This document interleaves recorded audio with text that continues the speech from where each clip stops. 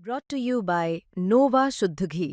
जब जब खाए दिल खुश हो जाए, सदियों का नोवा शुद्ध देसी घी, सपना स्वस्थ भारत का।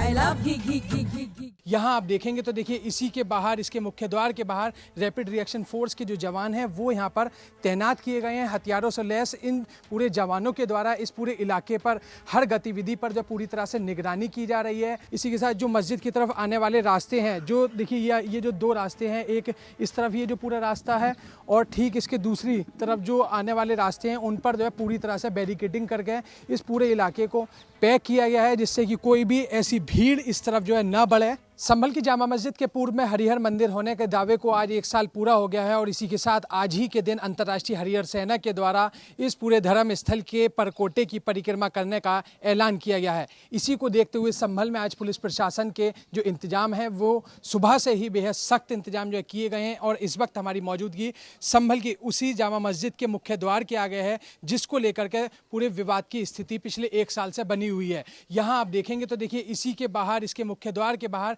रैपिड रिएक्शन फोर्स के जो जवान हैं वो यहाँ पर तैनात किए गए हैं। हथियारों से लैस इन पूरे जवानों के द्वारा इस पूरे इलाके पर हर गतिविधि पर जो पूरी तरह से निगरानी की जा रही है।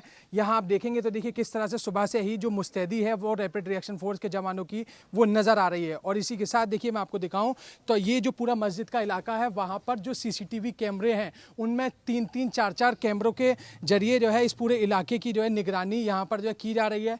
जो यहाँ पर इसी के साथ जो मस्जिद की तरफ आने वाले रास्ते हैं, जो देखिए ये जो दो रास्ते हैं, एक इस तरफ ये जो पूरा रास्ता है और ठीक इसके दूसरी तरफ जो आने वाले रास्ते हैं उन पर जो है पूरी तरह से बैरिकेडिंग करके इस पूरे इलाके को पैक किया गया है, जिससे कि कोई भी ऐसी भीड़ इस तरफ जो है ना बढ़े जो कि यहाँ बढ़ करके माहौल ख़राब करे। और इसी के साथ जो ये पूरी जामा मस्जिद के सामने बनी हुई सत्यव्रत पुलिस चौकी है, इसी के अंदर बने हुए इंटीग्रेटेड कंट्रोल रूम के अंदर बैठ करके पुलिसकर्मी निगरानी कर रहे हैं।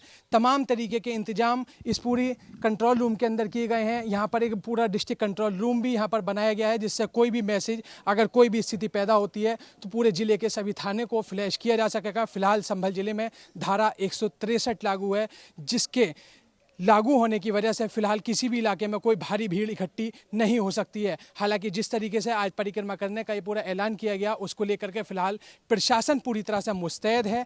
किसी भी तरह की फिलहाल अभी तक कोई अनुमति दिए जाने की बात प्रशासन की तरफ से नहीं की गई है, लेकिन जिस तरीके से सोशल मीडिया पर तमाम पोस्टें जो है की जा रही हैं उसको लेकर फिलहाल पुलिस प्रशासन की चौकसी इस पूरे इलाके में बढ़ चुकी है और तमाम हर तरीके की गतिविधियों पर पूरी तरह से निगरानी की जा रही है। ऐसे में अब देखना यही होगा कि क्या प्रशासन की तरफ से इस परिक्रमा को करने से रोका जाएगा या फिर इसकी अनुमति दी जाती है।